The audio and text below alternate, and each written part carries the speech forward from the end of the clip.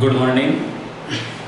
आज बीए प्रथम वर्ष इतिहास के द्वितीय जो प्रश्न पत्र है भारतीय सभ्यता एवं संस्कृति, उस टॉपिक में उस जो प्रश्न पत्र है उस प्रश्न पत्र में एक नया टॉपिक लेकर के आए हैं और वो है विवाह।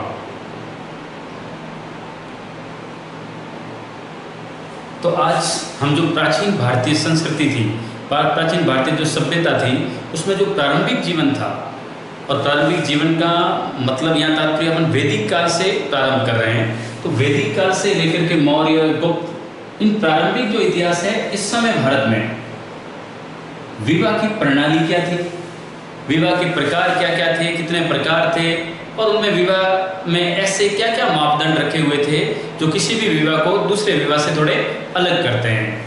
तो भारतीय सभ्यता और संस्कृति में सबसे महत्वपूर्ण टॉपिक है विवाह।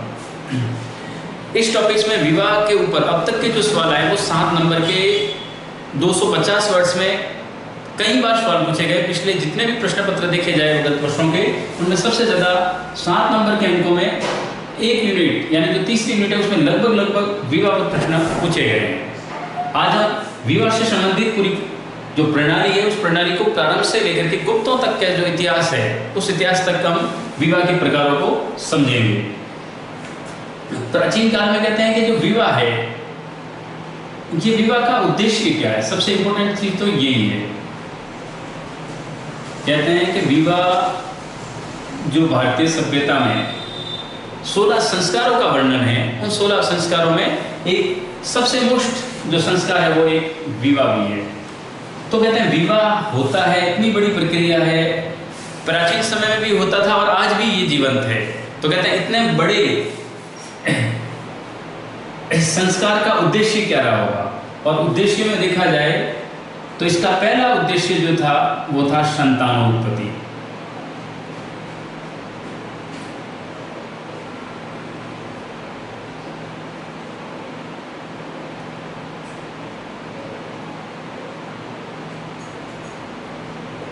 पहला उद्देश्य विवाह का क्या है? संतानोत्पत्ति। दूसरा है धर्म कार्य, यानी धार्मिक कार्य भी बगैर विवाह के संपादित नहीं हो सकते, क्योंकि किसी भी धार्मिक अनुष्ठान में पति के साथ पत्नी का होना अनिवार्य माना गया है। तो विवाह का दूसरा जो कार्य उद्देश्य माना गया वो धर्म कार्य। तीसरा है काम, और जो अंतिम रखा गया है वो है पितृ ऋण से मुक्ति।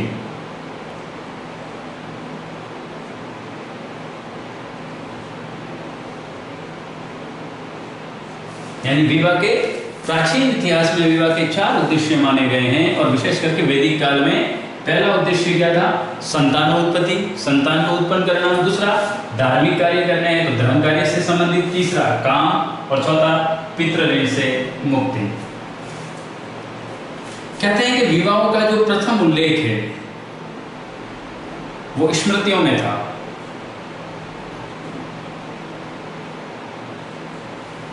स्मृतियों के बाद विवाह का उल्लेख वेदों में भी आया,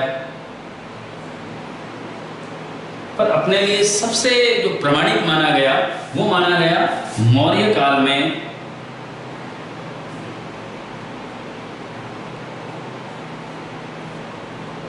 कहते हैं बहुत बड़ा लेखक था या इतिहासकार था चाणक्य, जिसे कौटिल्य के नाम से भी जाना गया है।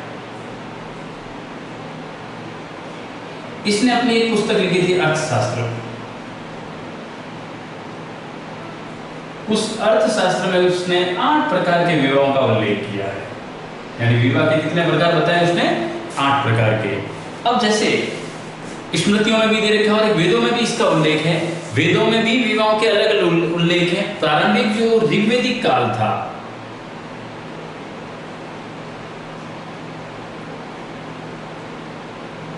उस ऋग्वेदिक काल में विवाह 2 प्रकार के माने गए थे।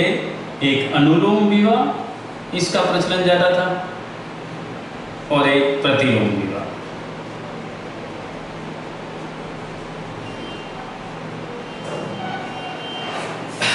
जो अनुलोम विवाह है, उस अनुलोम विवाह में ये देखा जाता था कि अगर उच्च वर्ण का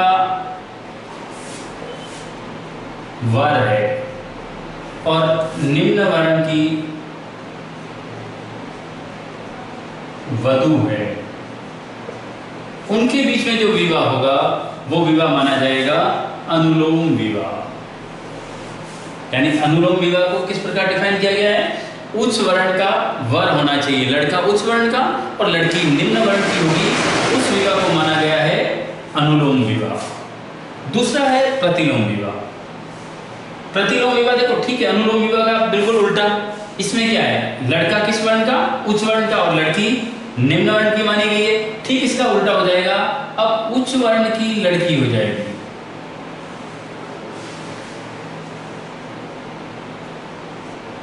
और निम्न वर्ण की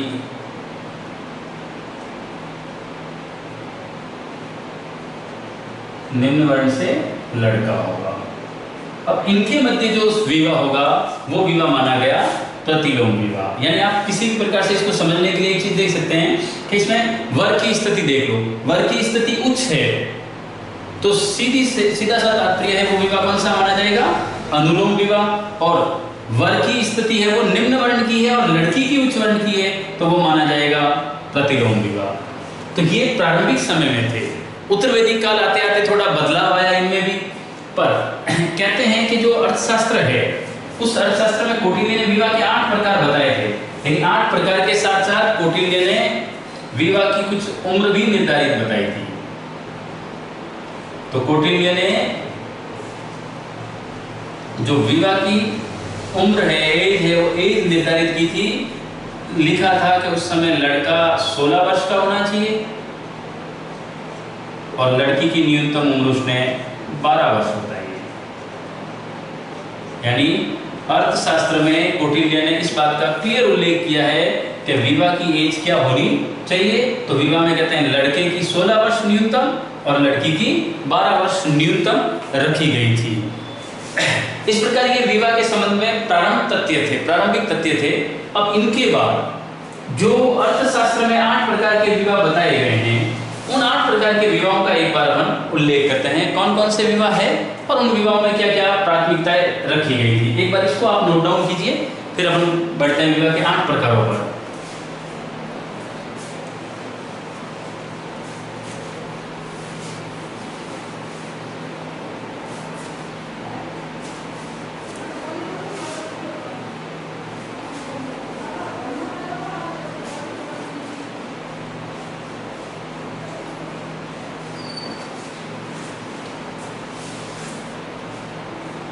अब देखो, जो विवाह के 8 प्रकार बताए गए हैं उनमें जो पहला प्रकार का विवाह है उसे ब्रह्म विवाह माना गया।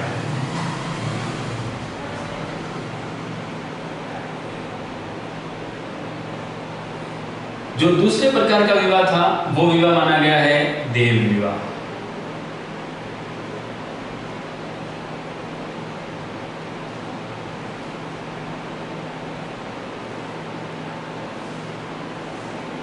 जो तीसरे प्रकार का विवाह माना गया वो माना गया आर्ष विवाह।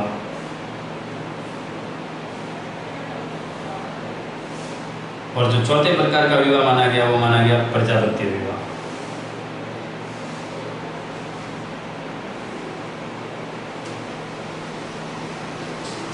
ठीक है। इसी प्रकार जो 5वें प्रकार का विवाह था वो था गंधर्व विवाह।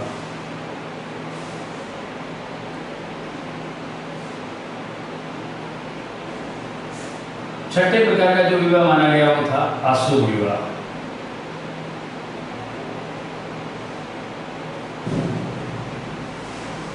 सातवें प्रकार का जो विवाह है वो है राक्षस विवाह।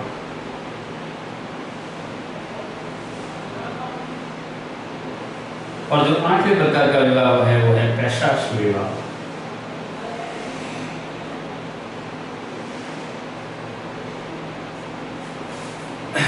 यानी विवाह के कितने प्रकार बताए थे? 8 प्रकार। किसने बताए हैं? कौटिल्य ने। कौन सी पुस्तक में ये उल्लेखित है? तो अर्थशास्त्र में। और जो किस शासनकाल से संबंधित है? तो मौर्य काल से।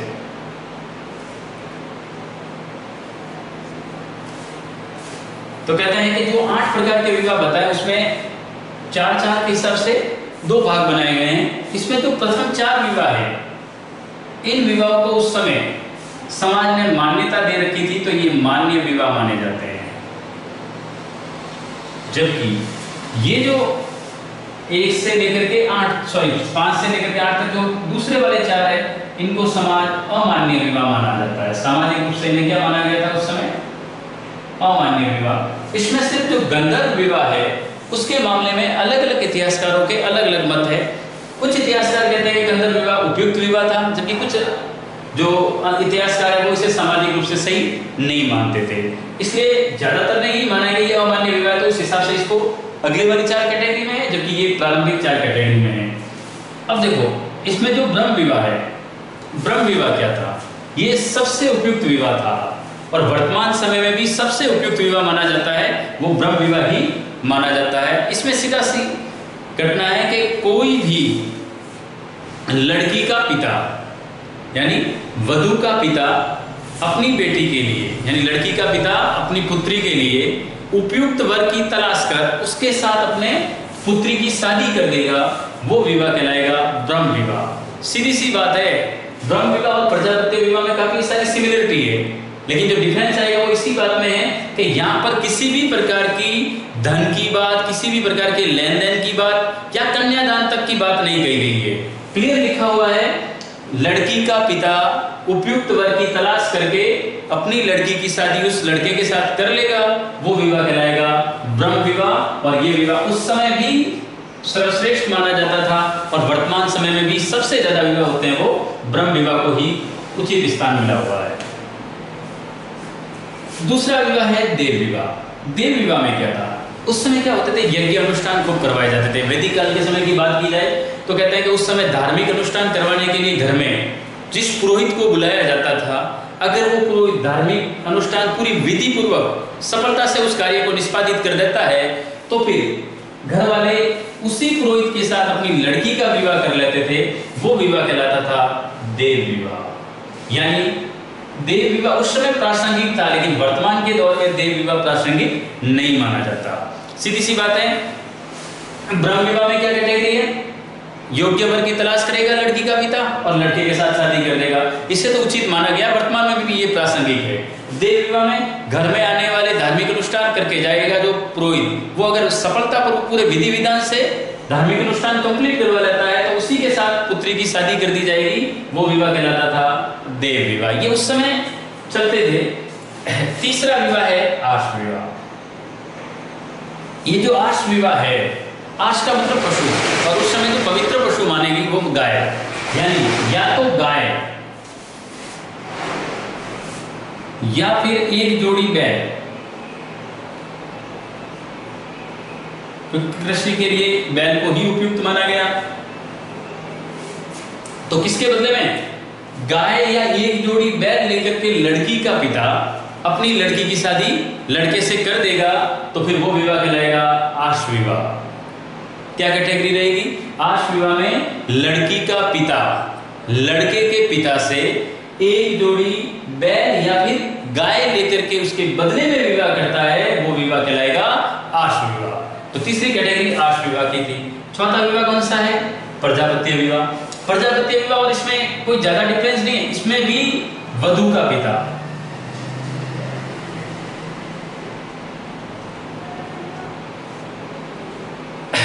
उचित या योग्य लड़के का चयन करेगा और उसके साथ अपनी पुत्री की शादी कर देगा, वो विवाह कहलाएगा प्रजापत्य विवाह। इसका मतलब ये हुआ, योग्य वर की तलाश यहाँ भी करता है, योग्य वर की तलाश यहाँ भी करता है, लेकिन यहाँ एक शब्द जुड़ा हुआ है प्रजापत्य विवाह में कि योग्य वर की तलाश करके जब लड़की का पिता अपनी लड़की की शादी उस लड़के से करेगा, तब वो साथ में एक चीज जोड़ी गई है कन्यादान की, यानी उचित कन्यादान देकर के अपनी पुत्री की शादी योग्य वर से कर देना ही क्या कहलाता है? प्रजापत्य विवाह। ये भी सबसे उत्तम प्रकार का विवाह माना गया है। तो जो ब्रह्म विवाह है उसमें सिर्फ किस चीज की बात नहीं हुई? कन्यादान की, ये बात नहीं हुई है यहाँ, जबकि यहाँ कन्यादान की बात हुई है। बाकी इसमें कोई डिफरेंस नहीं है। देव विवाह में घर में यज्ञ अनुष्ठान करवाने वाला जो पुरोहित है वो अगर सफलतापूर्वक विधि पूर्वक अनुष्ठान करवा देता है तो उसी के साथ लड़की की शादी करवा दी जाती थी, तो वो देव विवाह था। आश का मतलब सीधा सा है, पशु से तात्पर्य है, और पशु भी कौन सा, उस समय पूजनीय गाय थी और कृषि के लिए सबसे उपयुक्त बैल को माना गया था। तो एक जोड़ी बैल या फिर गाय, इसके बदले में शादी कर देगा अगर लड़की का पिता लड़के से, तो इसका मतलब वो विवाह कहलाएगा आश विवाह। ये चारों ही विवाह उस समय उचित माने गए थे। फिर अपन बढ़ते हैं पांचवें विवाह, गंधर्व विवाह की तरफ। जो गंधर्व विवाह है ये प्रणय विवाह कहलाता है। प्रणय जब एक दूसरे के प्रति, जब लड़के और लड़की में एक दूसरे के प्रति प्रेम हो और उसके फलस्वरूप वो दोनों अपनी इच्छाओं से स्वयं ही शादी कर ले, वही कहलाता था गंधर्व विवाह। वर्तमान का अगर रूप देखा जाए तो ये प्रेम विवाह है। तो प्रेम विवाह को ही क्या कहा जाता था, गंधर्व विवाह, लव मैरिज।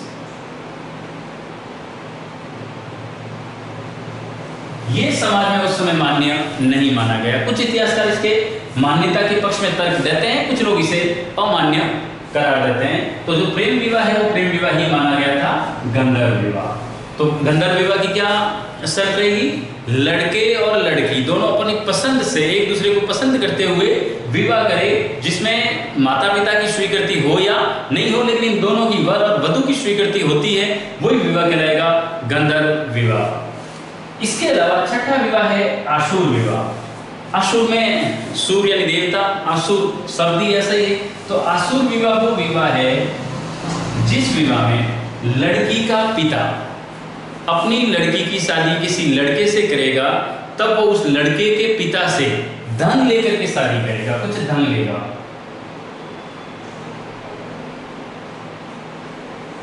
तो मुख्य रोल किसका है, पैसे का, यानी पैसे लेकर के विवाह किया गया है। तो ये विवाह उस समय उचित नहीं माना गया था, इसीलिए उसे आसुर विवाह माना गया। यानी ये अच्छों का विवाह नहीं माना गया, बुरा विवाह माना गया, इसलिए ये आसुर विवाह है। तो आसुर विवाह में क्या कंडीशन रहेगी, धन की। जबकि इसके अलावा एक विवाह और है राक्षस विवाह।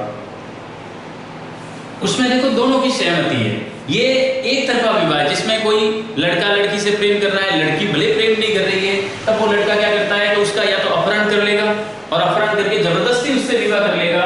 तो ये कृत्य कैसा हुआ, राक्षसों टाइप का कृत्य हुआ, इसलिए इस विवाह का क्या नाम दिया गया, राक्षस विवाह। इसमें इंपॉर्टेंट चीज याद रखनी है, अपहरण, ताकि याद रह जाएगा। यानी कोई लड़का किसी लड़की का अपहरण करके जबरदस्ती उसके साथ विवाह कर ले, वो विवाह कहलाएगा राक्षस विवाह। और सबसे अंत में है पैशाच विवाह, जो निकृष्टतम प्रकार का विवाह माना जाता था। इसमें कहा जाता है छल कपट, बलात्कार, ऐसे प्रयासों के फलस्वरूप किसी से विवाह किया जाए, वो विवाह कहलाएगा पैशाच विवाह। और चूंकि ये जितने भी विवाह है, ये विवाह थोड़े से अगर एक प्रकार से देखा जाए तो समाज में इसमें मान्यता नहीं मिली, क्योंकि ये सामाजिक रूप से उचित विवाह नहीं माने गए। तो ये सामाजिक रूप से अमान्य विवाह माने गए, जबकि प्रारंभिक चारों विवाह सामाजिक रूप से मान्य माने गए। अब देखो एक बार इसको वापस अपन रिवाइज करते हैं कि इसमें मुख्य बातें क्या। ब्रह्म विवाह में क्या था, अपन ने सबसे पहले पढ़ा था, योग्य वर की तलाश करके सीधे लड़की के पिता अपनी लड़की की शादी कर देगा, वो तो कहलाएगा ब्रह्म विवाह, सबसे इंपॉर्टेंट है। दूसरा देव विवाह में क्या है, ये चीज याद रखनी है, पुरोहित वाली। घर में जो यज्ञ अनुष्ठान उचित ढंग से करवाएगा, विधि पूर्वक से ढंग से कर देता है, तो उसके साथ ही घर वाले अपनी लड़की की शादी करवा देते थे, तो वो विवाह कहलाता था देव विवाह। बस ये याद रखना है, बाकी ब्रह्म विवाह क्लियर है। आश का मतलब पशु है, इसका मतलब लड़की का पिता। हमेशा एक कंडीशन याद रखना, इसमें जो मांग रहा है वो लड़की का पिता ही है। लड़की का पिता या तो गाय या एक जोड़ी बैल लेकर के अपनी लड़की की शादी लड़के से कर देगा, वो विवाह कहलाएगा आश विवाह। प्रजापत्य विवाह वही कंडीशन है जो ब्रह्म विवाह की थी, सिर्फ उसमें एक चीज जोड़ी गई है, कौन सी, कन्यादान की, यानी यहाँ कन्यादान सहित विवाह किया जाता है। फिर रही गंधर्व विवाह की, ये है आजकल का प्रेम विवाह, तो प्रेम विवाह को गंधर्व विवाह माना गया। आसुर विवाह यानी ये उचित नहीं है, यहाँ से थोड़ी सी कड़ियां चेंज होती है, इसको तो फिर भी 50-50 माना गया। कुछ लोग उचित भी मानते हैं, कुछ भी उचित नहीं भी मानते हैं, लेकिन ये 6, 7 और 8 तो बिल्कुल ही असंगत विवाह थे। आसुर विवाह में क्या है, धन लेकर के, धन कौन, लड़की का पिता, यानी लड़की का पिता जब लड़के के पिता से धन लेकर के अपने लड़की की शादी उसके लड़के से करवा दे, वो विवाह कहलाएगा आसुर विवाह। इसके बाद 7 नंबर का था राक्षस विवाह। राक्षसों जैसा कृत्य यानी जिसमें वो जबरदस्ती किसी का अपहरण करके शादी कर ले, वो विवाह कहलाएगा राक्षस विवाह। और अंत में है लास्ट में पैशाच विवाह, जो निकृष्टतम विवाह माना गया है, जिसमें छल कपट कैसे भी करके और एक बलात्कार करके भी अगर उससे शादी कर ले जाए, वो सब शादियां किसमें आ जाएगी, पैशाच विवाह के अंतर्गत। ये चारों विवाह अमान्य माने गए, जबकि ये चारों विवाह मान्य माने गए। इस प्रकार विवाह के 8 प्रकार कौटिल्य ने जो बताए थे, उनका हमने बारी बारी से वर्णन किया है। इसके अलावा भी अगर वर्तमान परिस्थितियों में देखें तो अपने क्षेत्रवाद के हिसाब से देखें तो अलग अलग क्षेत्रों में विवाहों की अलग अलग प्रणालियां विद्यमान है। जैसे अपन समाजशास्त्र के हिसाब से देखें तो अपन आदिवासी इलाके में जाते हैं, पूर्वोत्तर भारत में कुछ अलग है, दक्षिण भारत में विवाहों की प्रणालियां अलग है। लेकिन चूंकि अपने टॉपिक्स जो है वो टॉपिक सिर्फ प्रारंभिक जो भारतीय इतिहास है,